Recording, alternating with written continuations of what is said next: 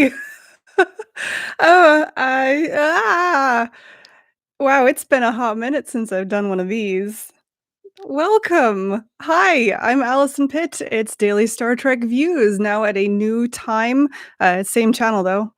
Um, yeah, it's today's Friday, May 21st. It's not at 1 p.m. Pacific time. It is at 6 p.m. Pacific time, and we're doing kind of a happy hour thing today. I don't know whether we'll sort of stick here or what the deal is, but it's been so long, and I miss doing a live stream. So hi everyone. Thank you for tuning in. It's wonderful to see you guys here, and um I, I, I I'm super nervous. I've forgotten how to do this. Okay. So, I did kinda like kind of on the show, kind of, teasers happy hour. It's kinda like happy hour. If you're here in the chat, if you are participating in happy hour, which is optional, by the way, let me know what you're drinking. Maybe it's water, maybe it's tea, maybe it's, an old fashioned like I have. Um, yeah, it's kind of a Friday afternoon thing, right? To sort of wind you into the week. Um, Andrew in the chat says, "It is green." Yes. Um, I will explain in a few minutes why the later time, why Friday evening rather than Friday afternoon like we used to do. But I've got a few things that I wanna talk to you about today. We are gonna do some updates on the show because, I was looking back through my notes, if you remember my, handy little notebook, and the last time I did a live stream was on the 5th of March. That was a long time ago. That was more than 2 months ago, and it really does not feel like that. Um, so much has happened between uh, on the 5th of March, if you think back, on the 5th of March, we had Paramount Plus for, like, less than 24 hours, and now it's all Paramount Plus. That's kind of insane. Anyway, that's not the point. The first part of the show is gonna be giving you an update on all the things that have been going on, just kind of catching you up, and then the latter half of the show, I'm just gonna really quickly cover the biggest stories because, you've heard me on the show, but you haven't heard, like, my down and dirty behind the scenes thoughts on, a few of the big stories that we've had over the past couple of months. So that's what we're gonna do. But first, uh, for this part of the reason that I'm doing this today is kind of a celebratory okay. This is one of those things that in British is different than in American, and then I get caught up because I forget which is supposed to be which. In American, it's celebratory, and in British, it's celebratory. It's a celebration. Star Trek Lower Decks came out on Blu-ray this week on Tuesday, I want to say, and CBS Home Entertainment was very kind enough to offer me 3 copies of the Blu-ray to give away to my listeners, followers, whatever. So that giveaway is happening this week, and it finishes tomorrow evening at 11:59 p.m.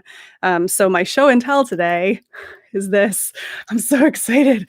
They sent me one as a review copy, and I have not had a chance to get into it yet, which is why it is still in the plastic, and it will stay in the plastic until I am ready to sit down and watch it because I'm really, really excited for the extras. I mean, you guys know that I love Lower Decks anyway, but all the extras and stuff. Um, Nearly 2 hours of exclusive special features. I don't know why I did that voice.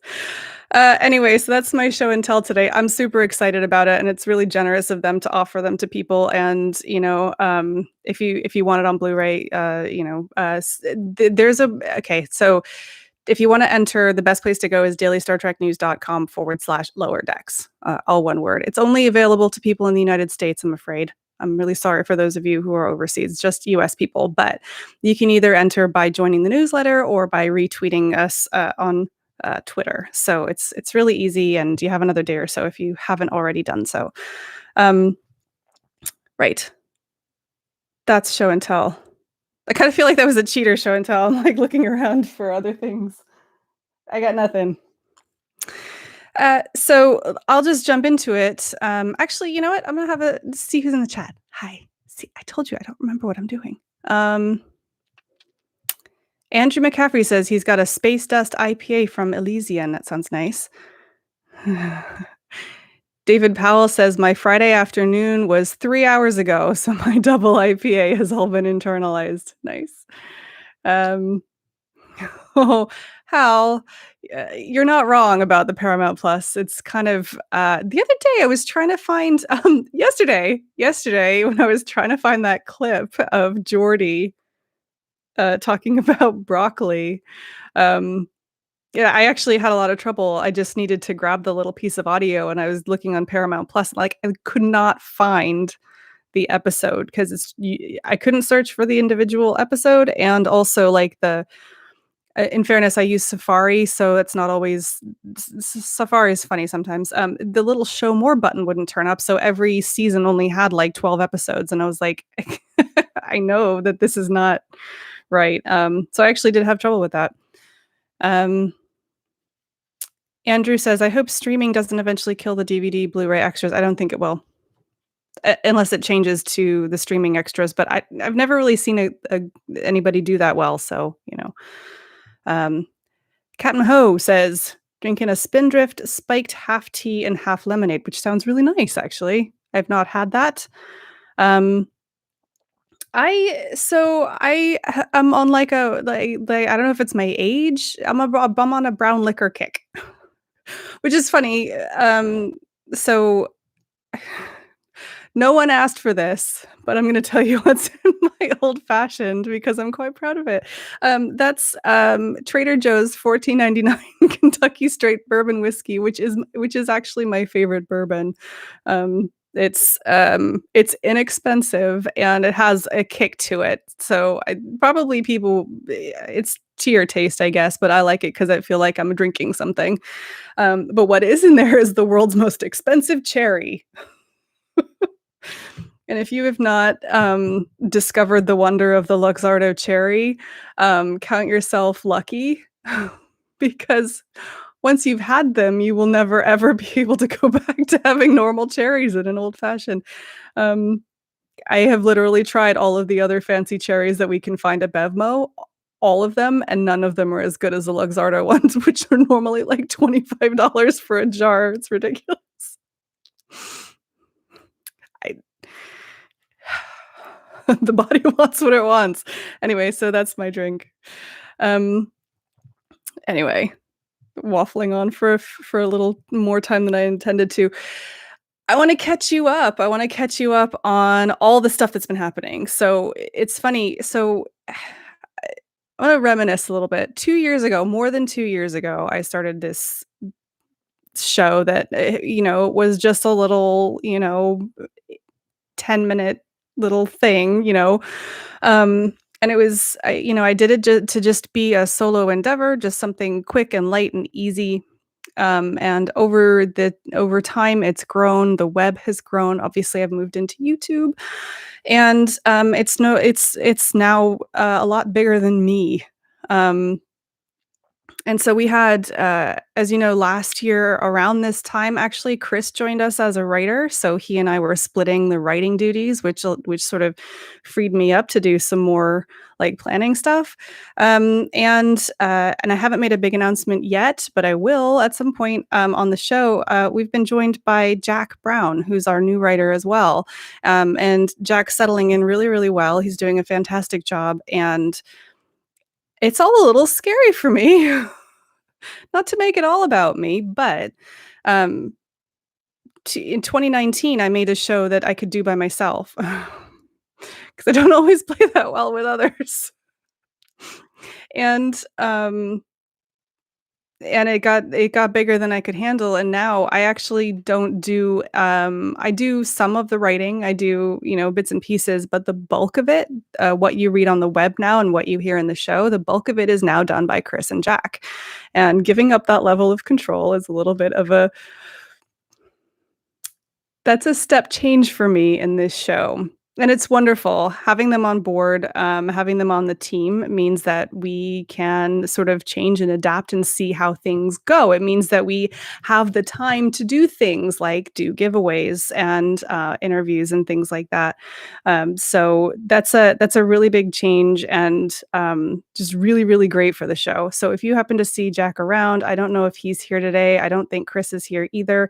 If you happen to see either of them, tell them what a great job they're doing and give them lots of encouragement because um, it's sometimes it's a little bit thankless and they keep all of this running. The base of what we do is the content and the writing. So they're I can't say enough about them. You will also hear a couple of different names on the show over the next couple of weeks because I'm in the process of working out somebody to do trivia and history as well. And some of you will have heard we've been trying out different people to do the trivia and history segments. And they've been like the standard of the work has been so much better than I could have ever anticipated, and it's gonna be really, really difficult to choose, who's gonna do that going forward, and I hope that I can manage to, include everybody somehow. I don't know how that's gonna work, but yeah, the standard of work has been really, really great, and, it's kind of weird, but it's also wonderful to be growing from, like, a little tiny little one person, thing into a community and it's kind of wonderful. So anyway, whatever. Part of the impetus for making those changes is kind of twofold. Number one, I got a job. Those of you who follow me on Twitter might know I lost my job last year around this time, and so I was unemployed for most of last year. And so what I did was I took the opportunity to try and develop this show and what we were doing here as much as I could. But I knew that at some point I would go back to work, which I did. I finally got another job, and I'm really really happy at the place that I have landed. I'm working with data, which I always wanted to do, and it's in a role that I think has the potential to actually like do good, which is really, really. If you've ever had a chance to work in a job where you feel like you could actually do good at your job, like for the world, it's kind of a wonderful feeling. So that said, yeah, I am now juggling those 2 things, which is part of the reason that I needed some extra help. Also because the show gets a lot more attention now, and, we get a lot of requests and things that people want us to help spread the word about things. Like the George Takei, spoken word album that we talked about yesterday is a really good example of that. I hadn't heard of that, but we got sent a press release and I love it. I got a chance to listen to that album, and you should go and pre-order it because it's wonderful. It's really nice piano music, and George Takei's voice is amazing. And so, between all the administrative stuff and all the production, it's just been insane, which is great. And those of you who have been here watching this and supporting us over the years, um, just thank you for being there. I'm gonna shut up now because I suddenly got really self-conscious that I've been talking about myself for 13 minutes. So, a couple of other things that you probably have seen, but I've been really lucky to have interviewed. I think you guys probably already saw the Walter Koenig interview, and I got to interview Gates McFadden, who was absolutely wonderful.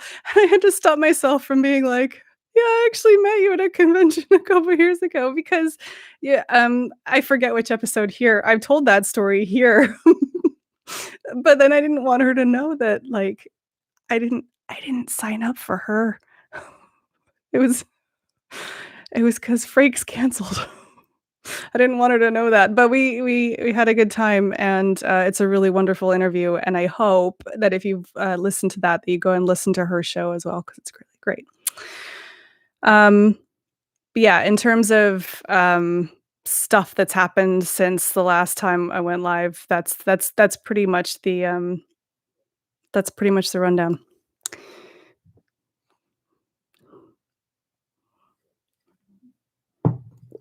Okay. So now, Let's gossip a little bit. Not really gossip. You know me, I'm not a huge gossiper, but I've written a list of what I consider to be the biggest stories of the past 2 months and just stuff that I wanted to talk about because it, it so much has happened, right? And I don't know where you guys all are like physically and also mentally. Um, Back in March, we had there was nobody was getting vaccinated except for essential workers and elderly people, right? Um, we were getting there, but and then all of a sudden, I'm in California, so we went from no one's eligible except for essential workers and elderly people to you can book your vaccine today.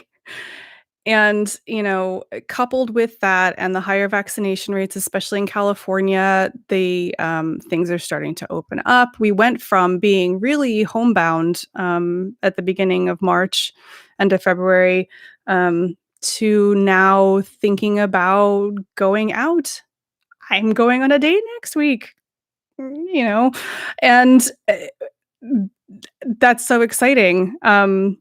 And it's funny to watch because, of course, I do events every week. There's still not really any in-person events going on, but it feels very much like we now have this great infrastructure for virtual things, but then we're also getting a little bit more optimistic. Anyway, so the landscape of the world has changed a lot since the last time I did this show. Um, but that doesn't mean everybody's safe. I know that here in America, we are off to a little bit of better footing than Canada, for instance. And so, yeah, we've had COVID cases that have touched production for Discovery and Strange New Worlds, both of them. Um, it's it's I don't wanna use the word funny, odd. I remember thinking when Discovery started filming late last year that actually that was great, that because Toronto was in such a better, situation than California was. I knew that they were going up there and quarantining and it was better, and then since then, things have really changed, and Ontario, I don't know if they're in lockdown yet today. I don't know if they're still in, but I know that parts of Canada are really struggling right now. Um, and by complete opposite, California is they're talking about completely reopening everything middle of next month, like a month from now. Um, Everybody's safe with Star Trek, and actually, it was only I think it was only Discovery that got shut down. I think Strange New Worlds had a guest. Yeah, it was Strange New Worlds that had a guest star that had come in from Vancouver or something, had been in for costume fitting, so they stopped things there, and then Discovery actually shut down for 2 weeks out of an abundance of caution, but I haven't heard anything else, from them. So it's happening. Things are still on track though for this year. Um, we've got, see, I'm forgetting now. It's, I wanna say Lower Deck Season 2, Prodigy, and Discovery Season 4 are coming this year, and then we don't know about, um, Strange New Worlds and Picard Season 2. I think those are the ones that are gonna be next year. Um, but that's okay because we also had a Star Trek film announced. And this is another ironic thing. So I was looking back at my notes again from, the 5th of March, and the last of these live streams that I did, if I recall, I was complaining about not wanting to have to talk about Star Trek 4 for the next several years, and now it's happening. People lost their minds when that was announced, and it's great. I'm still burned. I was still burned by Star Trek Beyond, so I'm your local neighborhood Star Trek film cynic, but, as soon as I know anything more, you guys will. Daniel Davis said, "That is huge news for Star Trek." I assume that you're talking about the movie. Yeah, it really is. And I know don't click on clickbait, guys. Seriously, if you know something, if there's something official to be announced, it'll come out of Star Trek, like at Star Trek or on StarTrek.com. Please don't click on clickbait because there's going to be so much of it. Nobody knows what's happening, and when they do know what's happening, then it will be in an official announcement before anybody else gets it. I have a real I'm trying to pull myself back because it's the whole misinformation thing gets me really riled up, and I try not to. Anyway, my point being, uh, we're going to be talking about Star Trek 4 for a long time. What else happened? Oh, Michael Dorn. Who knows what I'm talking about? I'm gonna take a drink. I'm gonna say Michael Dorn, and I'm gonna take a drink. I'm gonna see if anybody knows what I'm about to say in the chat.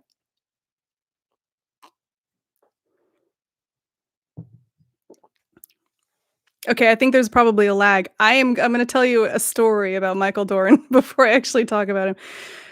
My very first Star Trek convention, Destination Star Trek in 2014 in London. It was wonderful. It was just an amazing, amazing experience.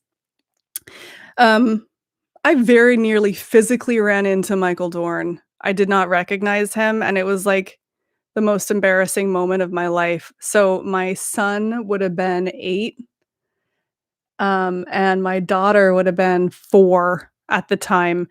And we were on our way to the bathrooms, which is like at the back of the hall. And my son was just like just going for it. And I was kind of half paying attention to the 4-year-old. And so Jim nearly ran into Michael Dorn. And so I was trying to grab him because I just saw that he was about to run into a person. And then I was just really super apologetic, like, "I'm really, really sorry, I'm really sorry." And he was very nice, and then I walked off, and about, like, 2 minutes later, I'm, like, walking down the stairs to the bathroom, and I went, "Oh my god." Because let me tell you, Michael Dorn was the most handsome man I have ever been that close to in real life, ever. The reason I was flustered was not because it was Michael Dorn. It was a little bit because my son almost ran into him, but mostly it was because I was like, "People don't look like that in real life." It was insane. Anyway, yes, some of you have got it. Michael Dorn, yes. God bless him. He made that so he teased on Twitter, um, something about, like, "I've heard the call, I'm returning to Starfleet," something like that, and it was hashtag ad, right? And this was, like, on a Monday, I think, and people lost their ever-loving minds, and I don't know if people don't know what hashtag ad is or what the deal is. Everyone thought that he's gonna be in Picard. Like, everyone thought that, and people were just, like, losing their minds, and it broke my heart that week because everything about that ended up being so anticlimactic, for poor Michael Dorn, because the next day, they announced that LeVar Burton would be guest hosting Jeopardy! And I'm coming on to that in a second. And if you go back in his timeline and you look at the number of retweets and comments and the amount of engagement that he got on that versus the next one where it was clear that it wasn't gonna be Picard, it was gonna be a video game, it was like you could you could, like, hear the disappointment oozing out of Twitter, and I felt so terrible because the timing, and I don't think that's a Dorn thing. I think that whatever PR company was behind that just did a poor, poor job, because it got completely overshadowed and it backfired. A lot of people were really mad. They saw it as, David says, as that tease. They saw it as a tease, and that was a classic case of a PR company not understanding the landscape, and that was sad. On the flip side, Star Trek Legends is a fantastic game, and I haven't had a chance to do a proper, review of it yet, and but it is, it is everything you want from a basically, I guess it's basically a collectible whatever. The animation is fantastic, the sound is fantastic, it's so easy to play, and you never ever hit that, like, the, it's not a paywall. You know what I'm talking about? There's a term for it, where it's like, oh, if you wanna progress, you have to, like, either wait 6 hours or buy this stuff for 99 cents. You never ever have to hit that because it's part of Apple Arcade. And for those of you who don't know what Apple Arcade is, it's a paid subscription service that is included in Apple One, and it's $4.99 a month. I've had it pretty much since it came out, just because I like playing those games on my Apple TV. And it's, I mean, it's free on Apple Arcade, so it's not really free, but you get my drift. But you don't have to pay for stuff. And so you get the enjoyment of that, and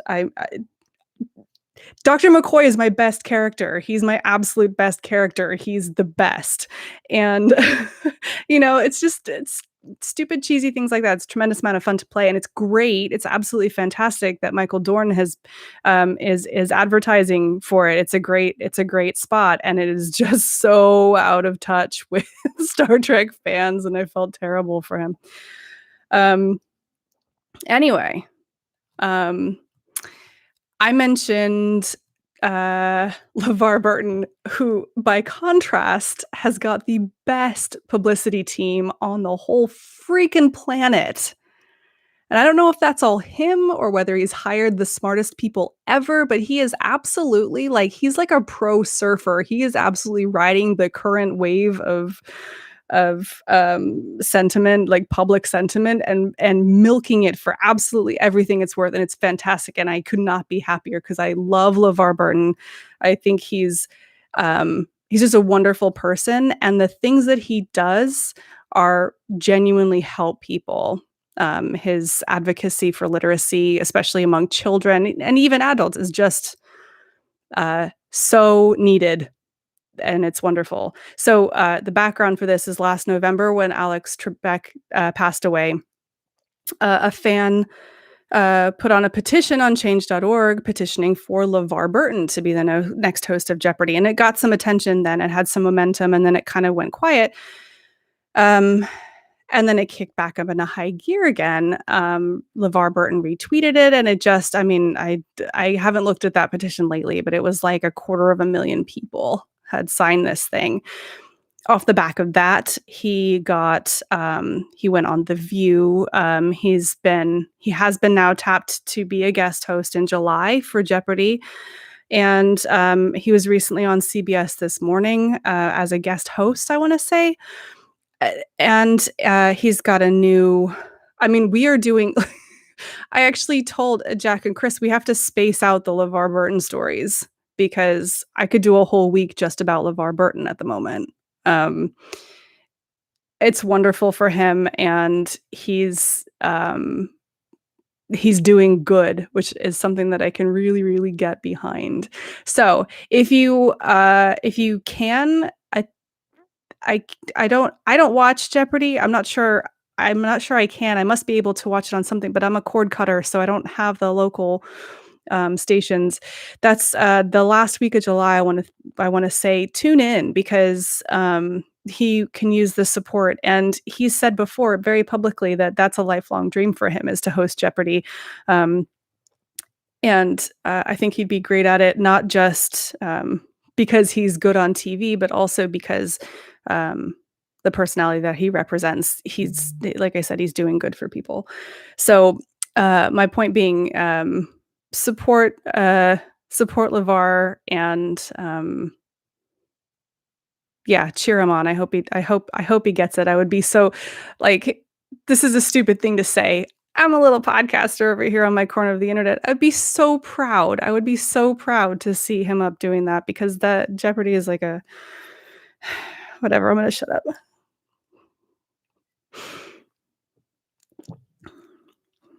Did you guys miss my rants?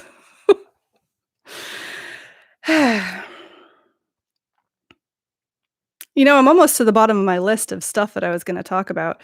Honestly, the last thing that I was going to talk about was just to remind you that Gates McFadden has their new podcast out. Daniel, Daniel, I can see that. I was what just I don't know if you heard that buzz. That was my phone telling me. Thank you. Thank you very much for joining our Patreon. That means a lot to me, and, it's honestly I know it's cheesy, but it's people like you who keep us going. You know, you guys have provided that base of support that has, kept us going, and it means a lot. Um, Gates's podcast. Wait, hang on. So, Brian, is that iced tea or bourbon? That's bourbon. You missed the beginning. I was saying that this is an old fashioned made with Trader Joe's finest 14.99 Kentucky straight bourbon whiskey and the most expensive cherry you'll ever have. So anyway, where was it? Oh, Gates McFadden's podcast. Yeah, listen, I was totally flattered out of the blue to be asked if I wanted to interview Gates. And keeping in mind that I'm turning down things at the moment because I really don't have time and that took way too long to do. But when something like that happens, you have to say yes, right? You have to say yes. And I was so I've always loved Dr. Crusher. She's always been, and Gates McFadden has always been somebody that I really look up to, and since speaking to her, it's even more so. She's a true creative performer, and um, the way she talks about puppetry and performance, and having worked with Jim Henson, and all of these things that she did before she even, got to Star Trek. And then afterwards, the way that she approaches the creative process of podcasting, like, this is gonna sound dumb. As a podcaster, I felt seen because she is doing her show. She's performing the role of a producer. She does some editing, and generally speaking, she's not doing the final product. But the role that she is doing for her show is not just, a celebrity who turns up and sits in a room and talks to their friends. I mean, she's, taking that editorial ear and listening to the content that she wants to put in her show.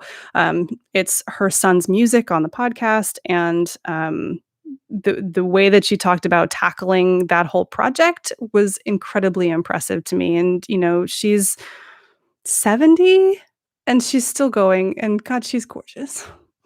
Um, it was super inspirational, and I'm really pleased that I got to have that chat. So go and listen to that, and then go and find her before she was in Star Trek, and after. But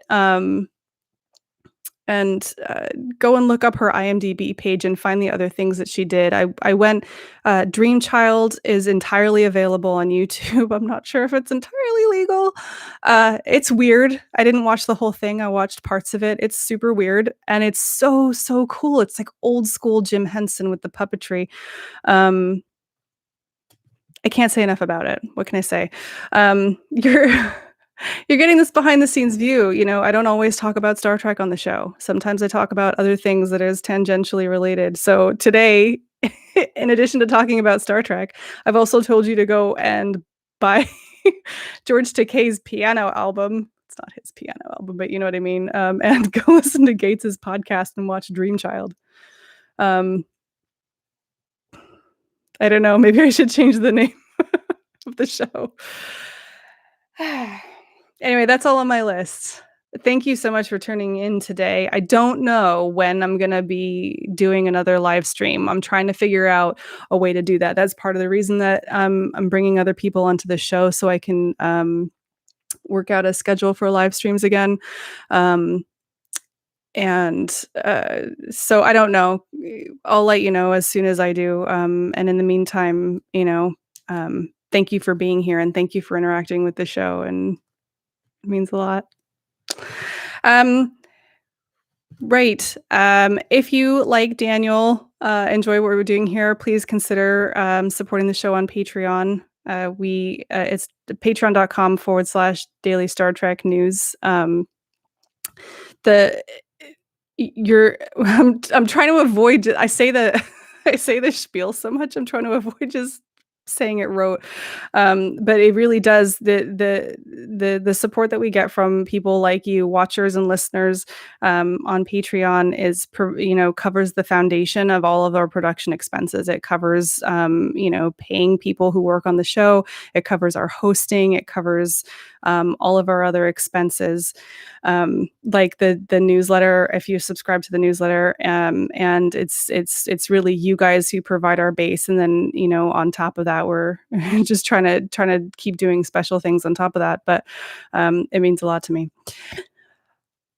I don't have anything else. I tell you what, I'm going to do this again because it works so well with Michael Dorn. If you have any questions for me or anything you want to know or anything you want to say, do that. I'm going to have a sip of my drink. I should give some shout outs actually, because some of you guys joined late. Let's see. Oh, I see Marina's there in the chat, clarifying Jordy. LeVar Burton's dates, July 26th through 30th. Big shout out to Marina, by the way. She does one of the most thankless jobs of the entire show, which is keeping on top of all of the millions of Star Trek events that are happening. It's not even Star Trek events. Sometimes it's just random people from who were in Star Trek a while back that are doing other things. And she keeps track of all of that. And it is invaluable to me, especially in weeks like this week where we had about 1 million things going on. So a big thank you to Marina for being an absolute star. I see Brian, hello.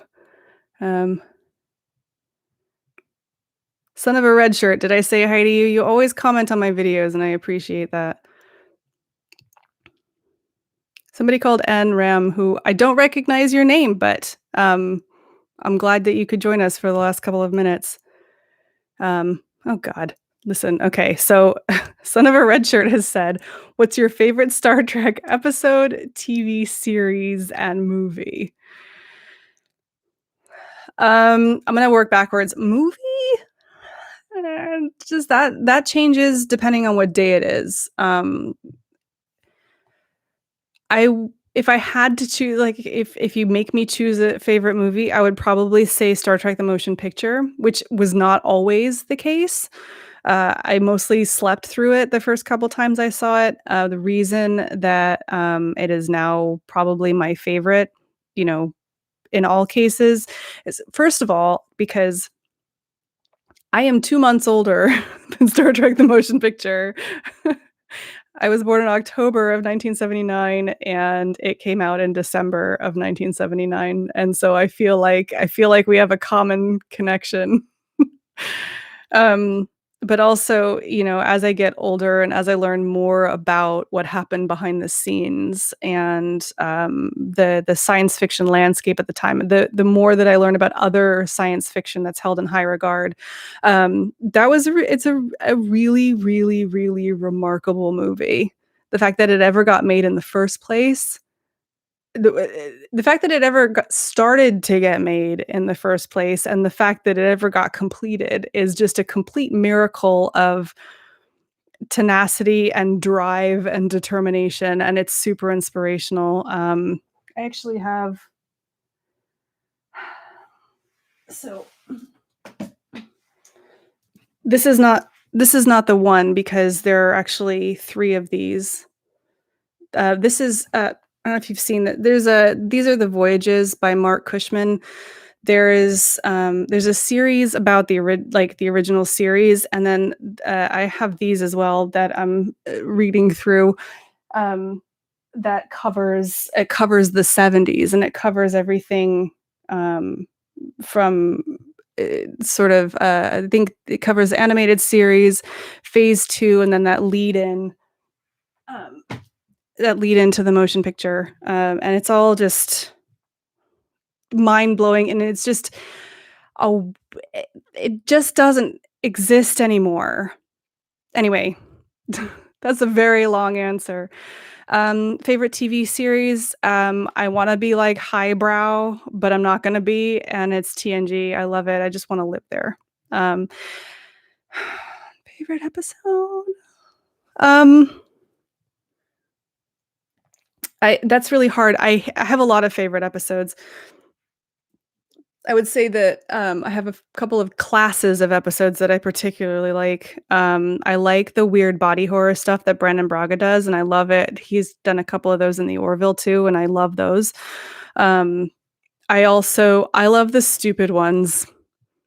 I that's I'm that kinda Star Trek fan. I love The Game, I love Sub Rosa, I love Elementary, Dear Data, I love Shore Leave, I love the stupid ones. I love, Move Along Home, I love it. I mean, I think if it was all of that, it wouldn't be that great, but, those are the ones I love, which is part of, I think, why I love Lower Decks so much because it kind of picks those out and amplifies them. So I'd have a hard time picking an actual favorite, episode. There's a couple that resonate with me. I love Remember Me. Is that the one with Dr. Crusher and, like, the universe is just sort of, like, disappearing around her? It's fantastic. I have some chatter about Threshold there in the chat. I like Threshold. I like Threshold. What's the one where, Chakotay and Janeway are like he builds her a bath? Like, they're Brian points out that Sub Rosa is so problematic. I wholly agree, and I still like it. Ew. Yeah. I haven't quite figured out exactly how to approach those things, right? We actually have kind of an issue with there's quite a few Star Trek episodes that are problematic, and, I don't I said it about the cherries before, and it's true about Sub Rosa as well. The body wants what it wants. I can't help myself. Anyway, um, that's all I got. Um Paul, thank you. I feel like you're on my side. Favorite choosing a favorite episode out of 800 is really hard. Um, I could pick out a I could pick out a few worst ones. Magic to make the sanest man go mad. There you go. That's my least favorite episode of Star Trek. Um, I'll tell the story another time. Yeah. Andrew is right there with me. Yes, Harry Mudd.